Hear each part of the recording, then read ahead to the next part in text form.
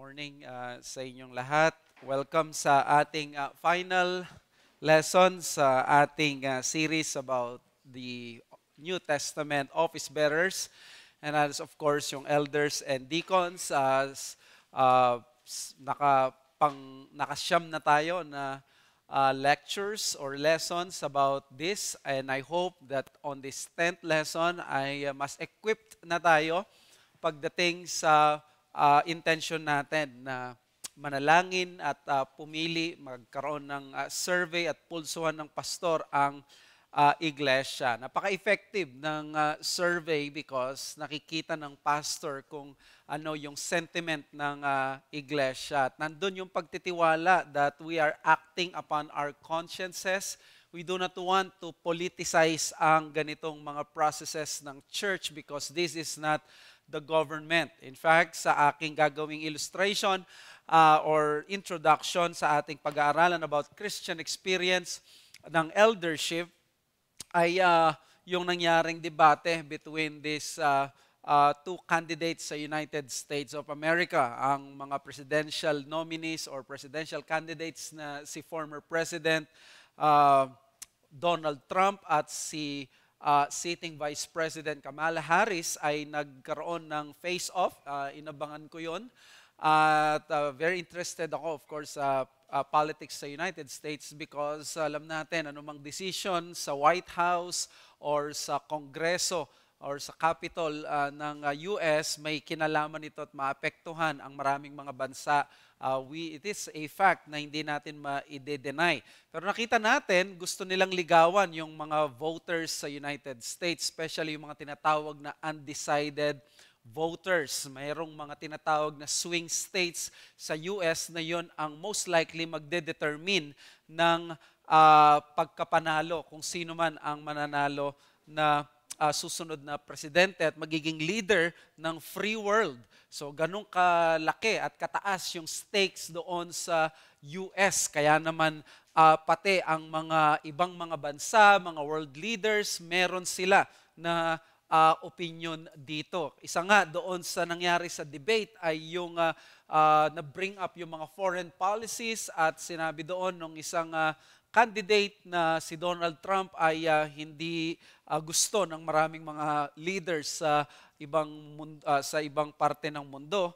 And that is because para kay Trump, this is something na ayaw siya dahil meron siyang principle na America first. Gusto kong ipakita sa inyo dito na sa pagpipili ng United States President ay dumadaan sa napaka-metikuloso at napakahirap na pamamaraan. Ang magiging resulta nito ay yung buhay at kabuhayan ng maraming mga Amerikano at maraming mga tao sa mundo. Sabihin natin na sa iglesia maliit lang tayo pero yung impact naman ng iglesia ay pang-eternity. Kaya naman mas lalo dapat tayo na maging meticulous at maging biblical sa approach natin sa pananalangin at pagdidesisyon sa mga susunod at mga additional na leaders natin. Tandaan natin, ang Baptist Church polity, iniligay ng Diyos sa kamay nating mga miyembro ang karapatan at yung pribileyo na pumili ng ating mga magiging leader. Naniniwala tayo sa eldership rule na pangungunahan dapat tayo ng mga matatanda o yung mga leaders o yung mga ordained elders. But at the end of the day, kailangan ito ay may pagkoconsent ng congregation simply because we believe na ang bawat isa sa atin, pastor man o hindi, may banal na espiritu. At napakahalaga ng ganong katotohanan. Kaya naman, it is my prayer sa Diyos at para sa inyo at sa ating lahat that we will approach this matter in a very biblical manner. Hindi ito something na parang diskartehan, politika, o kaya naman ito yung mga pagbibigay ng mga pabor, mga kaibigan. Here, lagi ko sinasabi, we should learn how to compartmentalize yung ating mga pagdedesisyon. We can be good brothers and good friends, but then we can say in good conscience, we do not yet agree sa ating kaibigan or sa ating kapatid. On the other hand, kung nakikita ko na ito ay isang tao na para sa ministry, kahit na hindi ko siya gaanong ka-close, dapat meron akong humility to recognize yung calling na nakikita ko sa kanya, regardless ng mga ibang incidentary issues. So, tingnan natin ngayon sa ating pag-aaralan sa 1 John 1:1-3.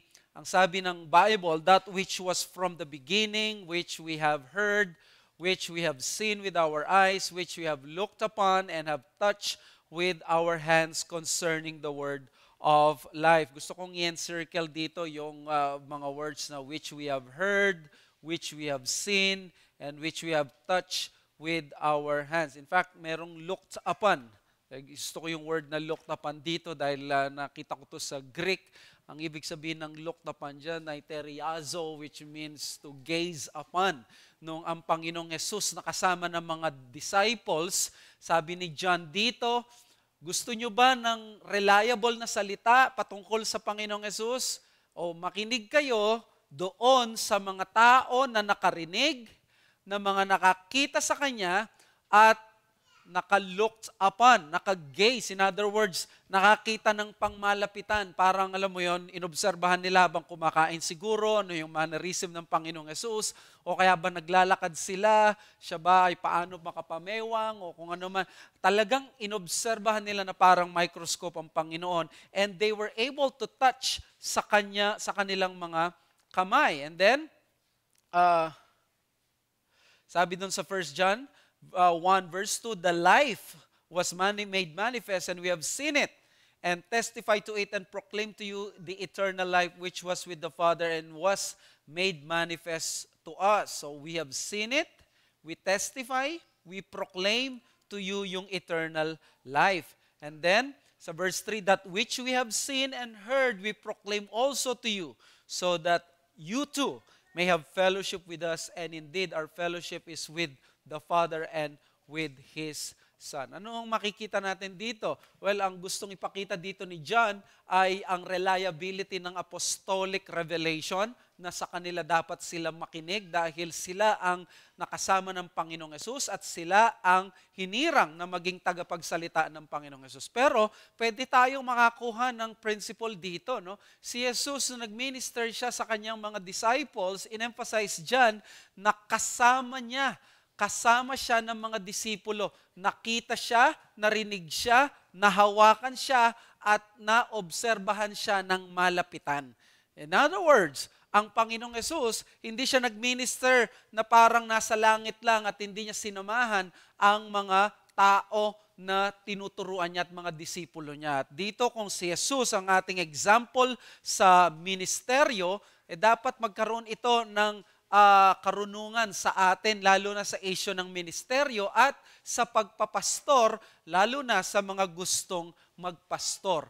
Ang gusto ko sabihin sa inyo, kaslangan sa isa sa gagamitin natin na measurement kung ang isang tao may kahandaan na sa pagpapastor, ito yung tao na dapat nakakasama ng mga tao at nakikilala siya at nakikita ang kanyang pamumuhay. At yan yung pinag-aaralan natin dito. 'Di ba? Ang Christian experience ay napakahalagang bagay sa isang nagpapastor sapagkat ang Christian experience, ito yung balancing resulta ng exemplary Christian character. Kung isang beses mo lang nagawa ang isang bagay, baka pwede sabing tsamba lang, nagtagumpay ka na minsan, pero kung palagian mo na itong nagagawa, nagiging habit mo na, dyan nabubuo yung character at yun yung magiging result, Christian experience. Alam natin, pinag-aralan natin last week na sinabi ng text ng Bible, hindi pwede maging pastor yung mga novice, yung mga baguhan, which means kailangan talaga may experience muna. O sa salita ng mga Puritans, yung tinatawag na experimental. Ang ibig sabihin ng experimental, hindi yung parang nag-experiment sila. Experimental pastoring or experimental preaching ay yung tinatawag sa atin ngayon experiential. In other words, hindi lang ito tagapagturo. Ang hanap natin, someone who doesn't only stand behind the pulpit and teach to us the Word of God and then hindi na natin malalaman kung ano nangyayari sa buhay niya. Ang kailangan natin, ang gusto natin, someone na nagtuturo ng salita ng Diyos at nandoon yung experience niya with the people of God. Kaya mahalaga yung may pag-ibig ang taong ito kay Kristo. Alam natin, pwedeng napaka-vague nito, pero ang mga pastors, before they become preachers, they become first the disciples of the Lord. So kailangan sila ay malinaw na may pag-ibig sa Panginoon at magta-translate ito sa pag-ibig sa mga mananampalataya. And then nandoon yung pananampalataya sa unseen realities. Siguro inisip natin, napaka-vague naman itong mga qualifications na ito. Pero dapat convince tayo kahit papaano mayroon ang taong ito ng ganito. Lalo na si Al Martin ang nagbigay nito, someone who has been so seasoned sa ministry. Ang tao na mayroong faith sa unseen realities, kaya niyang i-lead ang iglesia lalo na sa mga difficult moments kasi meron siyang pananampalataya sa hinaharap. Hindi siya nakabase sa maraming mga worries, sa anxieties at sa kung ano mas balita sa mundo ngayon. A man who is prepared for the eldership is consumed with heavenly realities than his earthly state. That's why we said that we need elders who take seriously the pastoral ministry because they understand that eternity is what at stake. At alam natin ito, this is not just something that we do sa iglesia. We want people, ang sabi ni John Piper, yung merong burden ng isang prophet. Merong ganung pag-ibig sa ministry. Now, ang ating tiningnan actually is what we call taking note of the obvious. This is the necessity of Christian experience. Kasi hindi tayo pwede maging minimal doon sa 1 Timothy 3. Alam natin yun ang qualification at sa Titus chapter 1. Pero alam natin, when we go deeper doon sa passage na yon, makikita natin may application at implication yon yung necessity ng Christian experience. Dahil sinabi doon na kailangan tested ang mga deacons, dapat i-apply yun sa mga pastor. Dapat din ang mga pastor, they are not novices, matagal na sa ministry. So taking seriously dapat yung qualities na yon, and these are the important aspects of Christian experience. May dalawa pa tayong hindi nakuha, titingnan natin ngayon. The third one is this, acquaintance with the dynamics of sin and grace.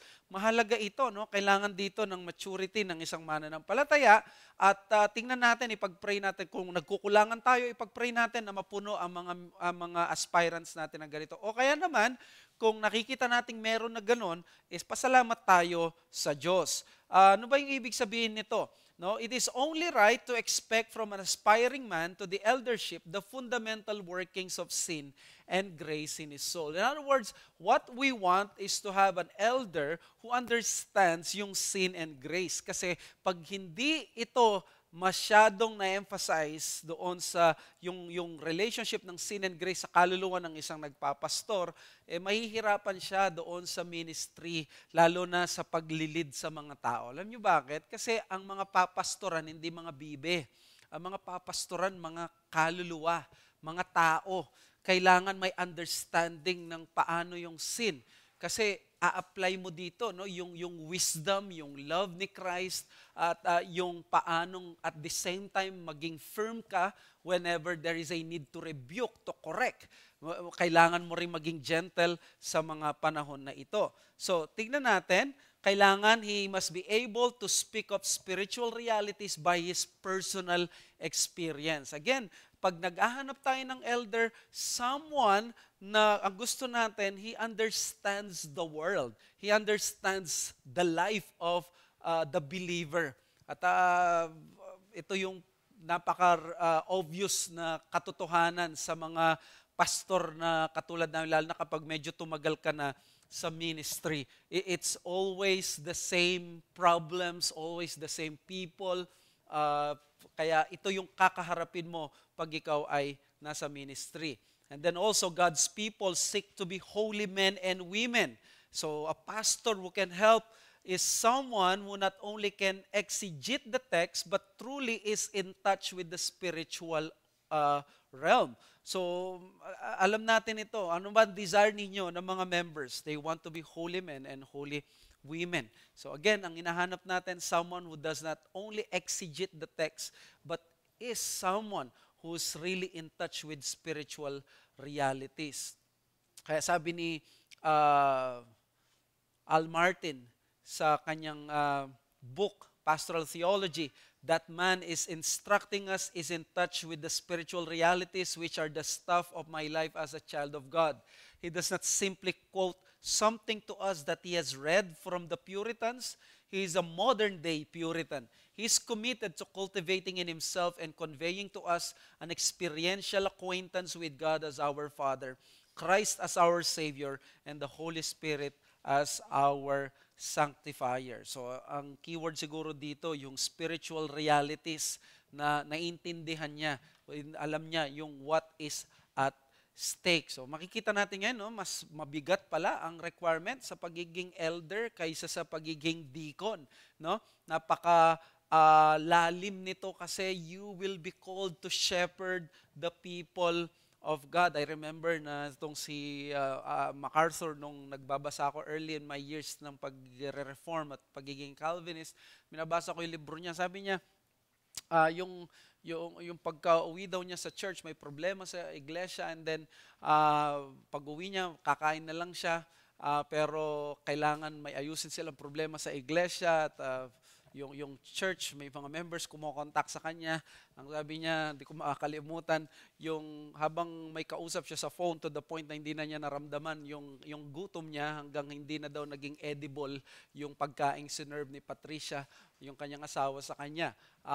Which means these were the days ng mga pagpapastor ni John MacArthur at his young age, at he was willing to do that. At alam nyo ngayon, he is such a man na napaka binless talaga ng Panginoon sa issue ng pastoring. And that is what we want. Someone who will, of course, not intentionally pababayaan yung sarili niya, but someone who is willing to sacrifice dahil alam niya what is at stake is yung spiritual realities.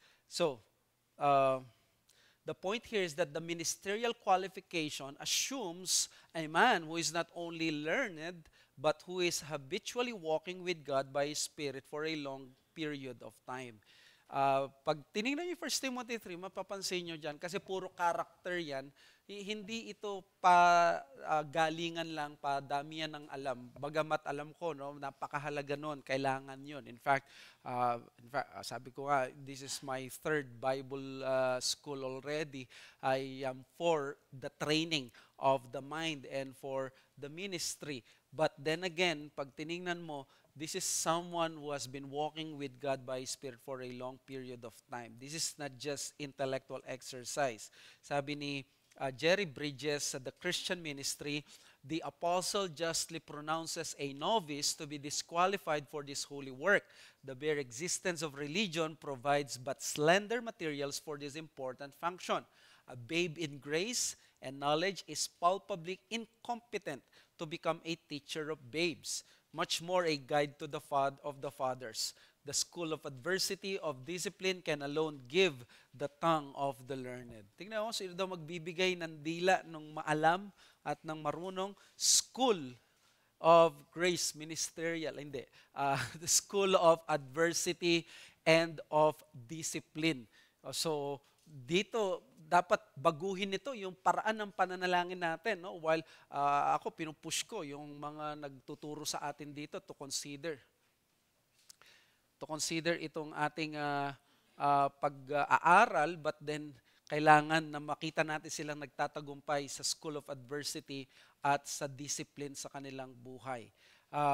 So therefore, his preaching aims to address the hearts of his people as well as his own. Kaya mahalaga dito yung pangangaral na experiential na galing sa kanyang puso, sa kanyang sarili, nararanasan niya nandoon yung mga times of defeat sa buhay niya, but there are times also of victory at alam niya yung hirap ng pakikipagbaka sa kasalanan. Uh, sa Volume 9 ni John Owen sa Sermons to the Church, sabi niya, another thing required hereunto is experience of the power of the things we preach to others. I think truly that no man preaches that sermon well to others that doth not first preach it to his own heart. He who doth not feed on and digest and thrive by what he prepares for his people, he may give them poison as far as he knows. It is an easier thing to bring our heads to preach than our hearts to preach. So very clear ito, no?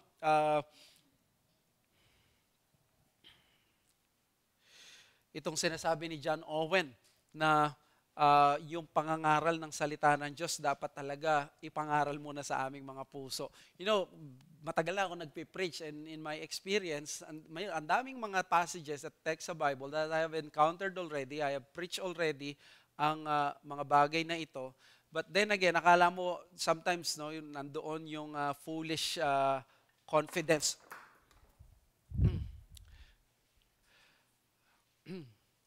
Yung foolish confidence na alam ko na itong passage na to, most likely ay ganito, ganyan.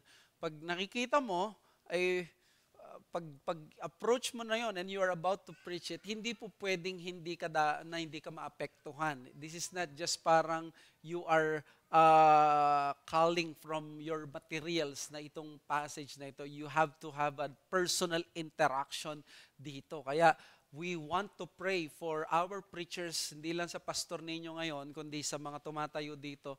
Lord, give us men na na-experience yung text na ito sa kanilang sarili bago nila ibigay ito sa amin. Okay? And then his numerous tasks demand an elder who must not be a mere professional. Ano ba yung sinabing mere professional?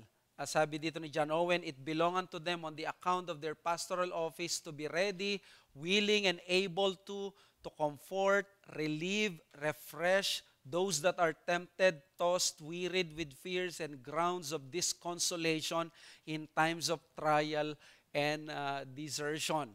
Ito yung, again, gagawin ng isang nasa pastoral office. Maging ready siya, maging willing siya, to comfort, to relieve, to refresh. At alam nyo, tao tong gumagawa nito. At napakahirap nito na mag-switch ka minsan. No? Masaya yung kausap mo, tas maya-maya nagluluksa, ma-misinterpret ka pa na gano'n. Sometimes andun yung adrenaline, lalo na kapag sa akin, pagkatapos ko magturo, andun pa yung adrenaline na medyo mataas yung spirits mo, pero kapag nakipag-usap ka naman sa malungkot, medyo magkakaroon ka ng sensitivity dyan, di ba? Kayo mga nasa counseling, you know those things.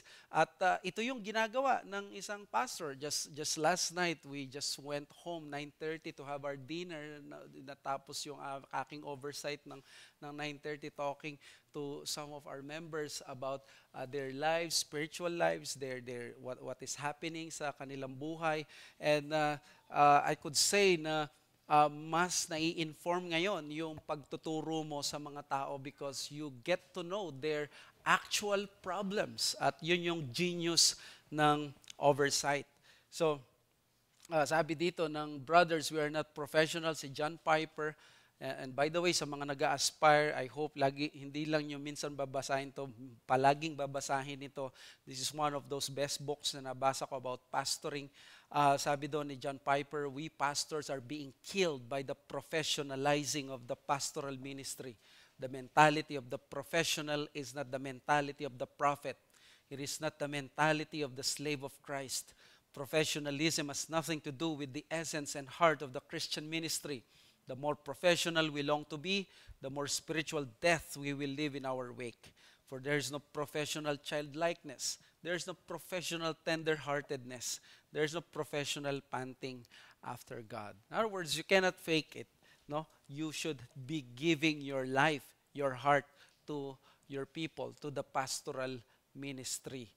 And then, Kaya may advice tayo. No? We should be honestly convinced that the man we want to be our pastor is possessing these dynamics of sin and grace in his life enough to lead and minister to us. Now, this is, I think, the key. Hindi tayo naghahanap ng isang John MacArthur. Hindi tayo naghahanap ng isang Paul Washer.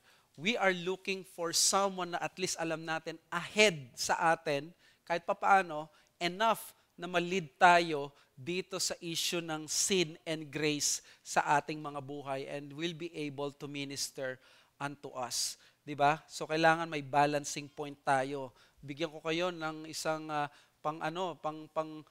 fair, maging fair tayo sa ating expectations. We are not necessarily looking for the spirituality of the actual Puritans with half a century of godly testimony. Hindi siya katulad ni Richard Sibbes magsalita. Hindi siya ganun kataas ng affections niya sa Trinity tulad ni Stephen Charnock. Hindi ganun ang ating kinukuha, tinitingnan. Let us be fair and let us be sympathetic sa weaknesses din ng ating mga brothers. They don't have to be like those. Kasi in my nung fascinated talaga, stage kami sa Reformation. Isa namang maganda lahat na nangyayari because we have friends na magkakasabay kami nagre-reform. Alam nyo, isa sa maganda naman karamihan, but isa sa medyo na nalungkot ako at naranasan ko naman na nag-backfire sa aking ministry, there was a time that I felt na ang pinagkukumpara laging standard sa akin ay si John MacArthur and all these pastors na napakatagal na sa ministry. And I was just a young person nagsisimula sa Reformation. And I felt that. Kasi, limbawa, pag isang attitude, I always heard na si John MacArthur, ganito siya, ganyan siya. And may konting pagiging unsympathetic doon sa journey ng present pastor.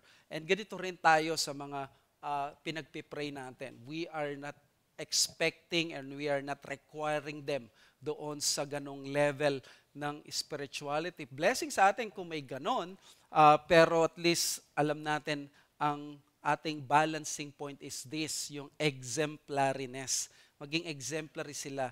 Na ma-admit mo sa sarili mo sa September 22, kung magsusulat ka ng pangalan na pwede na itong maging pastor, hindi ako mag-ano dyan out ako dyan ikaw at ang Panginoon, alam ng Panginoon yung nasa heart mo, convince ka that this aspirant can truly lead us in godly living, example, service, and ministerial sacrifice. Kasi once na yung aspirant, he will know na merong ganitong karaming mga votes para sa kanya, he would take those things seriously, those votes, those approbation or yung approval or consent ng mga members sa ganung bagay. So kung meron siya, praise God. Pero kung wala, tapos nakikita natin, it might not end well. So balancing lang yon, be fair in expectation, but let us insist sa pagiging exemplary. Maganda yung sabi ni Jay Adams sa Shepherding God's Flock, the pastor must develop a manner of humble confidence that grows genuinely out of his walk before God and men. But it is not always the matters of great moment to him that cause difficulty.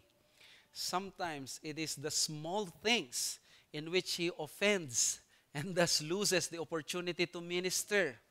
Offensive habits of picking the nose or head, jingling keys in the pocket, etc. can distract and drive off men and especially women from the truth and help that he may have for them. Good habits of general demeanor therefore should be cultivated. Ang pinupunto dito, this is also something na I learned from CBTS, from Covenant Seminary, that a man that is ready for the ministry is someone who is willing to adjust in a lot of things. Yung humble confidence na ganon. I even heard Fred Malone on a live class sa amin na if the way na pagngunguya mo ay hindi nakaka-distract sa mga tao, you should discontinue it for the sake ng ministry. In other words, hindi yung para magiging perfect yung pastor. Ang kinitingnan natin dito yung yung status ng heart ng tao, that he is willing always to adapt, to minister, to adjust. Ito yung nakikita natin at ito yung prayer ko sa sarili ko at prayer natin sa mga papasok sa ministry. Hindi, ayaw natin marinig na, ito na ako bakit pinipilit nyo ako na hindi ganun ang pananalita ng isang tao na handa na sa ministeryo. And then number 4, humility and self-distrust.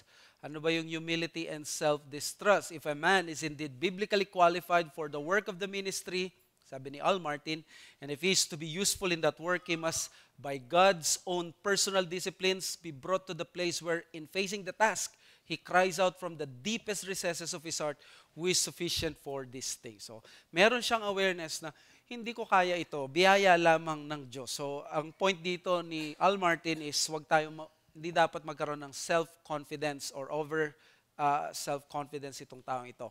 Sa 2 Corinthians 3:4-6, such is the confidence that we have through Christ toward God, not that we are sufficient in ourselves to claim anything as coming from us, but our sufficiency is from God, who has made us sufficient to be ministers of a new covenant, not of the letter, but of the Spirit.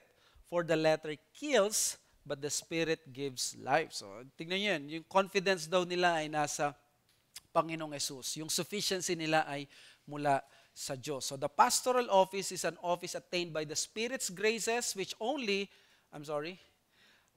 means that the occupant is conscious of his own inadequacy and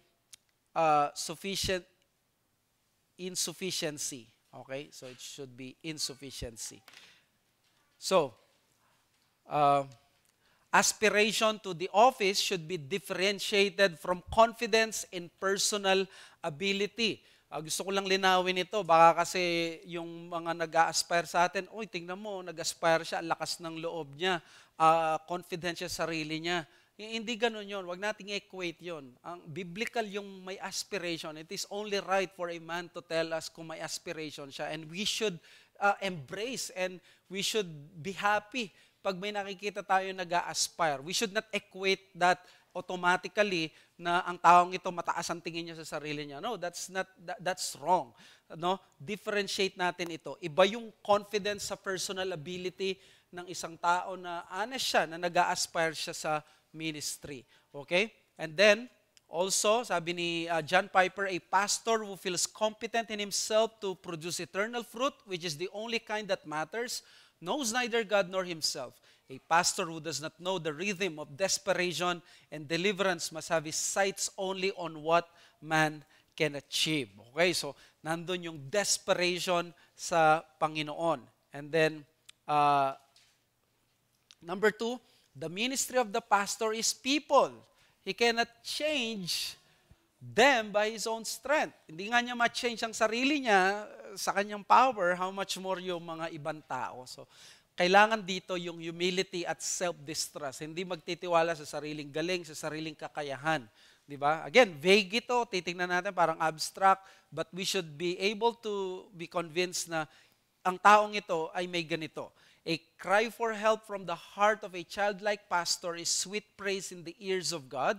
Nothing exalts him more than the collapse of self-reliance that issues in passionate prayer for help. Call upon me in the day of trouble, I will deliver you and you shall glorify me. Prayer is the translation into 1,000 different words of a single sentence. Apart from me, Christ, you can do nothing. Ayun. So, mayroong ganon na attitude. And of course, we remind ourselves, no? Nire-reject ng Diyos ang proud minister and proud Christian. General ito. But He works through the humble minister. So again, nakikiusap ako sa inyo, always pray na maging humble. Kami, ang pastor nyo, yung mga, kasi walang lugar ang pagmamataas sa ministry sa aming lahat. Lalo na sa amin, no? Na nandito. And then, punta tayo sa pastoral gifts. Siningit ko na to kasi yung series natin hanggang ngayon na lang.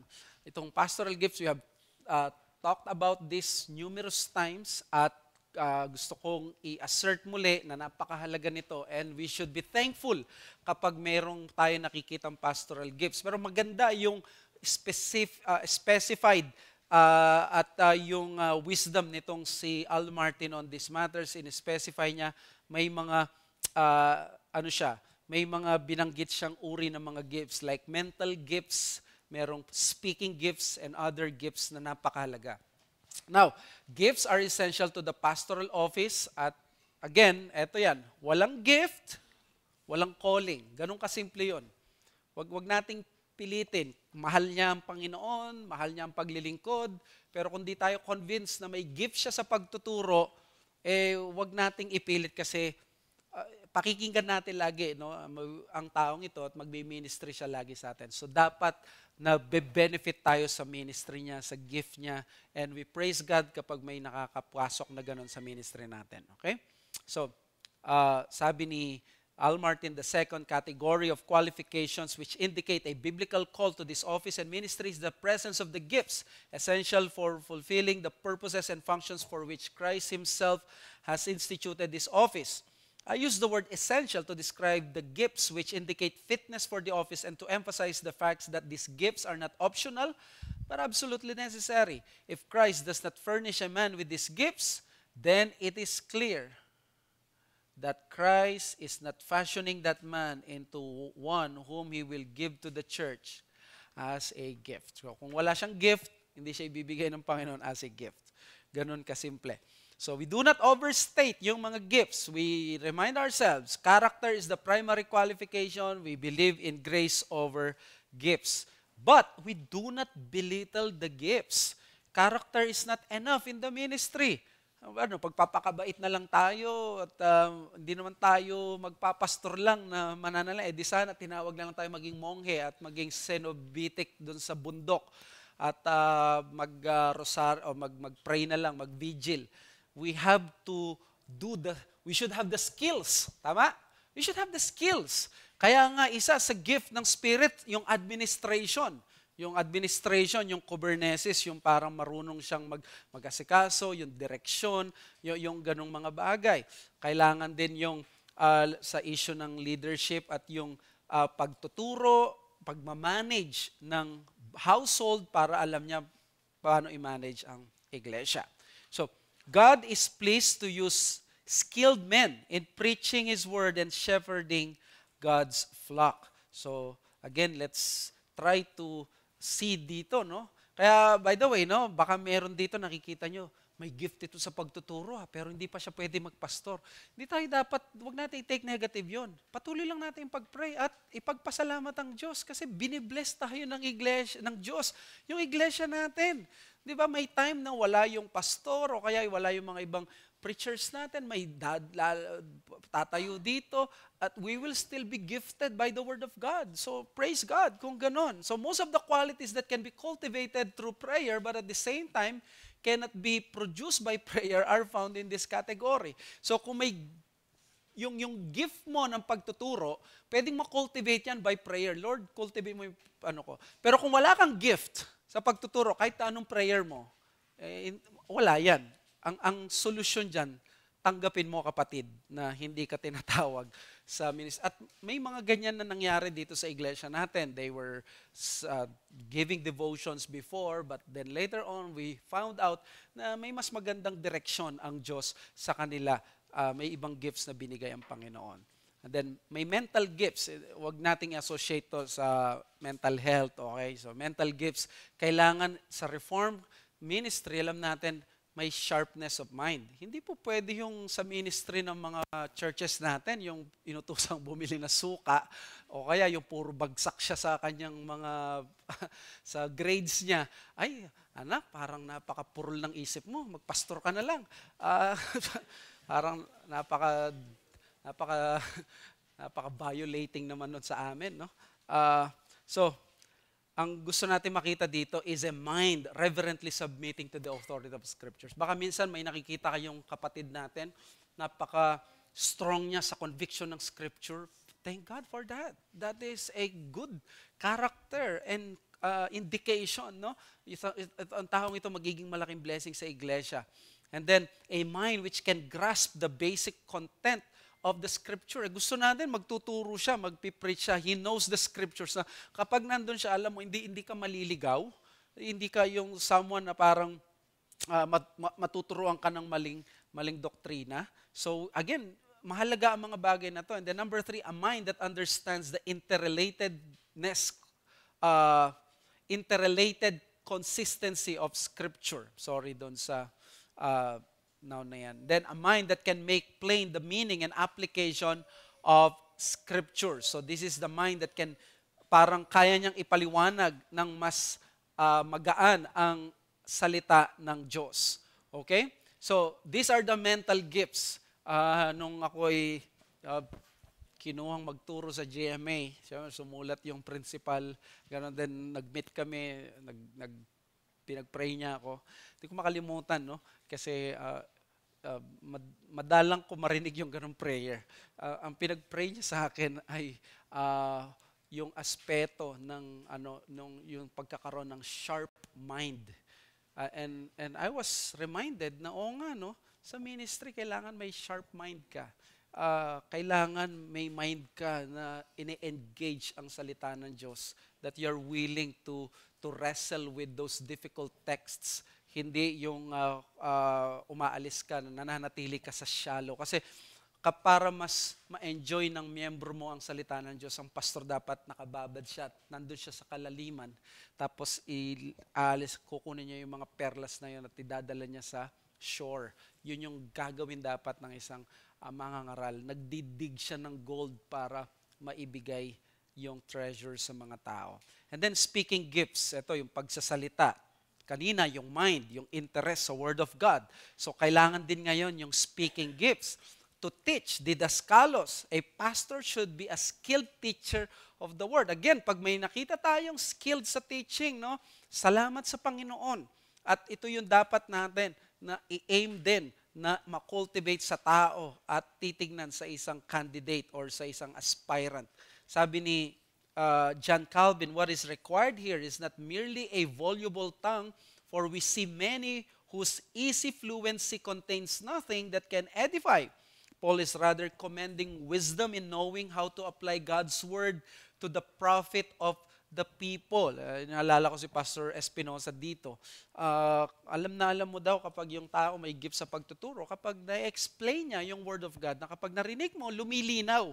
Kapag daw narinig mo, dating malinaw, tapos biglang narinig mo, lumabo sa'yo, i-ekis mo na daw yun. So, dapat naiintindihan natin yung pagtuturo. Okay? So, again, may mga nagtuturo sa atin, not only the pastor, we should have that appreciation sa mga may gifts na ganito. And we would pray for them. We want to pray for them na magpatuloy, mag-continue yung gifts nila magamit sa gawain ng Panginoon. Okay, sabi ni Al Martin, the Greek word didaktikos, able to teach, refers not merely to a disposition and inclination to help others by instruction, but one who is skillful in teaching. This is the standard lexical definition. Everything that contributes to a proven ability to teach must be present to some degree in every man who aspires to the office of overseer, even though the measure of that gift of teaching may not warrant his having a primary role in the public instruction of the gathered church. So, ang context dito ni Al Martin, alam niya yung plurality of eldership.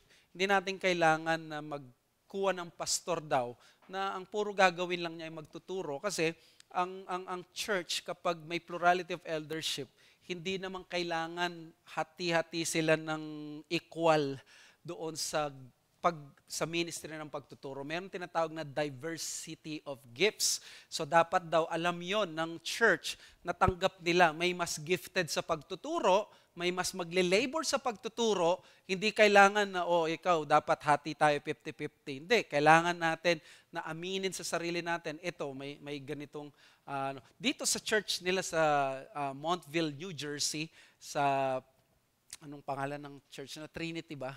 Ang pangalan niya, Trinity Baptist Church sa Montville, meron dito na ginawa nilang pastor, in-ordain nilang pastor, mostly hindi siya nagpipreach. Although, dapat marunong siya mag-preach. Pero ang strength niya is yung counseling, at he was an old godly man. matanda na siya, sobrang nasa 80s na yata or ganon.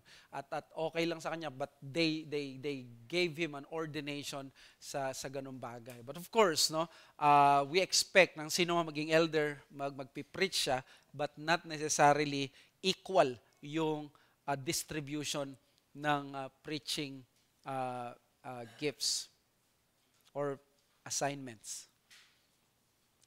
So the point is, without the gift of teaching, especially the ability to speak, communicates the word, to speak and communicate the word clearly. A man should not be considered to the pastoral ministry. And I think meron dito si C.H. Spurgeon. Yan. Si C.H. Spurgeon, maganda yung sabi niya, still a man must not consider that he is called to preach until he prove that he can speak. God certainly has not created behemoth to fly. And should Leviathan have a strong desire to ascend with the lark, it would evidently be an unwise aspiration, since he is not furnished with wings. If a man be called to preach, he will endowed with a degree of speaking ability, which he will cultivate and increase. If the gift of utterance be not there in a measure at the first, it is not likely that it will ever be developed. Diba? Kaya si Charles Spurgeon, naniniwala siya, halimbawa, kung may deformity ka sa boses, sa ganito, baka tignan mo yon na providence ng Diyos, baka may ibang ministry para sa'yo. Diba? Paano kung yung boses mo, katulad ni Greenman, ganun ka magsalita, hindi ka maintindihan, tatawanan ka. Kasi you are a proclaimer of God's truth. So, we should have yung ability ng ganong pagtuturo sa salita ng Diyos. So, I hope na i-consider natin ang mga ito. There are some people, possible na ready na sila doon sa character, ready na rin sila sa gifts. Praise God. Pwede na sila maging pastor. May mga possible na okay sila sa character, kulang sa gifts, hindi dapat natin gawing pastor. O kaya naman, kulang pa sa character, pero nandun yung gifts. Again, we should not resort to making them na pastor agad. But we should have that decision sa sarili natin. So the quest for an additional elder is a matter of personal and corporate faithfulness to God. Will we use His Word to guide our church's life and future? We will not ordain someone for 1 year. We will ordain him for life, as long as qualified pa rin siya sa ministry. So, dapat ready na siya. So, pag nagsulat kayo ng pangalan next week, mas sober dapat ito kaysa doon sa diaconate. Hindi ko minamalit ang diaconate. Ito ay magro-rule sa ating iglesia. So, dapat nandoon yung honest and conviction mo na, Lord, this is between you and me. I believe this is the right thing to do para sa aming iglesia at sa future namin. Okay? So whatever happens, di ba? We will continue to pray and pray para sa iglesia natin. Whether we will have someone or we will not yet have someone, we will continue to be guided by the Word. May question po ba? Yes, Tatay Peter.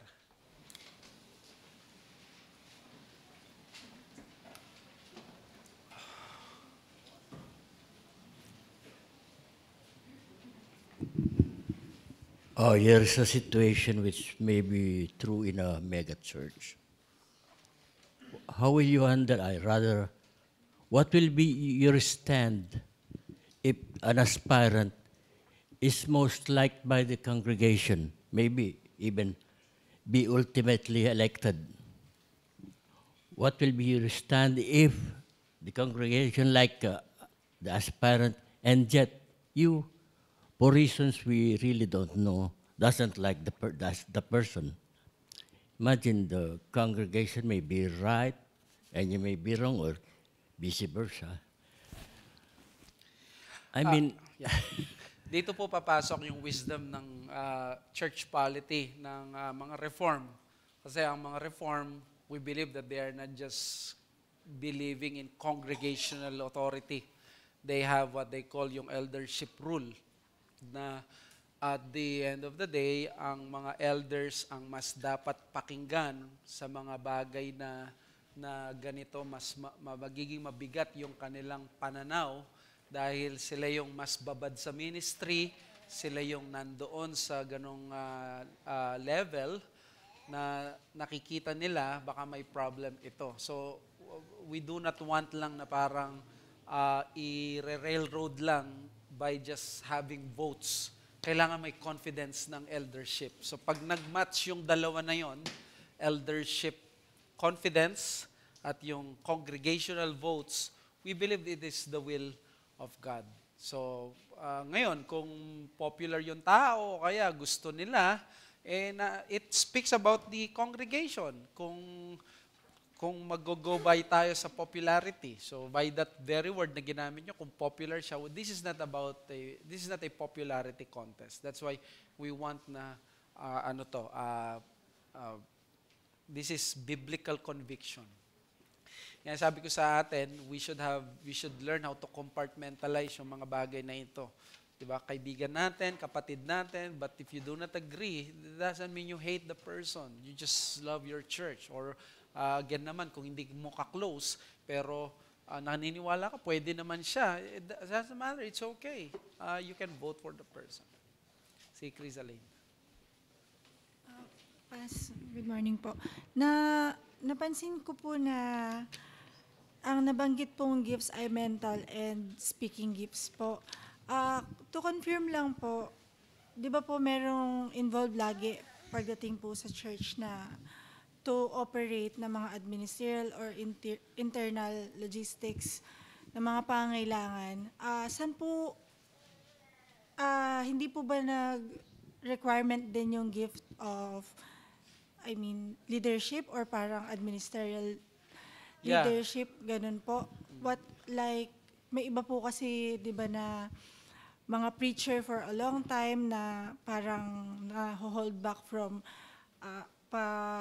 pupwesta sa pastoral leadership dahil nga po dun sa mga ganong qualities like very agreeable or indecisive. Ano pong masasabi niyo po pagdating po sa pagtingin ng members at saka po sa pag-evaluate nung tao na yun na parang both very gifted mentally and speaking pero pagdating po sa ganong bagay ay medyo mahina? Yes, you are correct, Crisaline. Yung susunod na actually lesson kahit doon sa pastoral theology ni Al Martin ay yung leadership gifts. Nagkulangan lang ng time, pero kasama yun. Actually, nandun na yun sa outline ko, pero I know na hindi naabutan ng time, hindi ko na nilagay. Pero tama ka. Kasi yung sinabi natin kanina, di ba, yung mga application yon ng pagiging hindi application yon ng pagiging, yung isang qualification na dapat hindi novice, yung tinutukoy mo ngayon is the application ng qualification na dapat he knows how to manage his own household. So pag in-expound mo yon, yung pagmamanage ng household na yon, it tells us that the pastor should have that leadership skills. At kung nakikita natin kulang ang taong ito sa leadership skills, hindi niya malilid yung church, kailangan, I believe, hindi pa siya hinog para doon. So I agree with you sa ganung bagay. So I don't know paano ko mailalagay yon, no, na nagkulangan lang ako ng time, but it is true, kailangan ng leadership skills dahil yung administration, you are mas malaki yung church kaysa sa isang family. So, di ba? Kaya kailangan you should have that kind of leadership. Not managerial necessarily, hindi katulad naman ng CEO or ganon, pero na pagiging godly leader, paano mo ililid yung flock sa mga activities at sa growth. Ang aim naman dito yung spiritual growth eh. So, ayan, I agree. Thank you. Brother Kuya Joe. Maraming salamat po, Pas. Ang itatanong ko po kasi, yung skills po kasi, kung sasabihin natin na malaking magaling as in requirement talaga para maging pastor or aspiring to be a pastor. So, kailangan po talaga na mag-aral. Kasi skills are ma-acquire po natin yon. Kasi wala naman sigurong masasabi natin na yung skills na hindi napag-aralan. Bukod doon sa gifted siya. So, kailangan talaga mag-aral. Requirement po ba talaga, Pastor? Hindi po requirement ang magkaroon ng formal study, pero with all the immediate availability ng ganitong blessing sa panahon natin, in the words of Pastor Noel, less and less excuse dapat ang maririnig natin kung ang isang minister ay hindi mag-aaral sa isang formal institution. I am for formal institution training, not just personal training. Kailangan yung estudyante ka, hindi yung ikaw yung nagtuturo sa sarili mo. Kailangan may ibang tao nagtuturo sa iyo in a more disciplined and more controlled environment. So, dito sa church natin, may mga graduate na ng GMA. So, I think ang direction palagi is yung may ganong consciousness. If they will pursue sa full-time or sa pastoral ministry. But then again, we want to respect yung iba na they are layman preachers na gifted brethren sila, nagtatrabaho sila, they cannot just leave yung trabaho nila. So we respect that. But in my own opinion, it will be hard for you to become a pastor in SABC if you have not graduated sa isang formal institution. That's just my own opinion. Last question.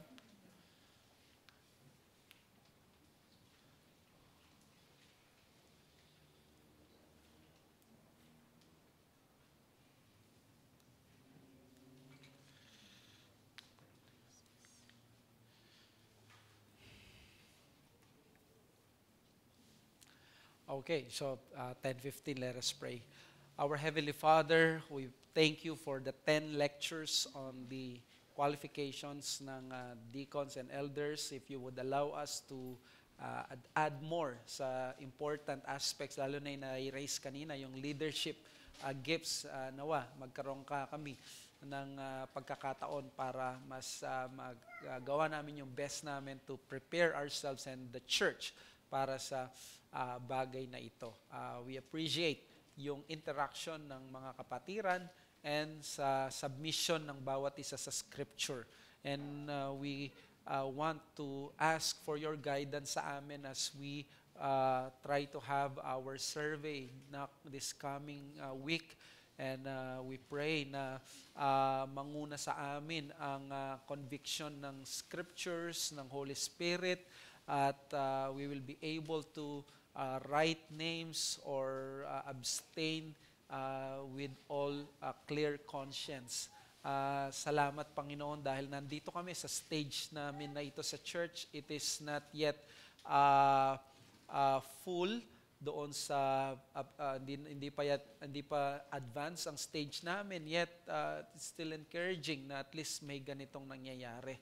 And give us patience on these matters, but at the same time, eagerness and sense of urgency so that we will have a plurality of eldership and also multiplied deacons sa aming kalagitnaan. Maraming salamat, Panginoon. We ask these things in Jesus' name. Amen.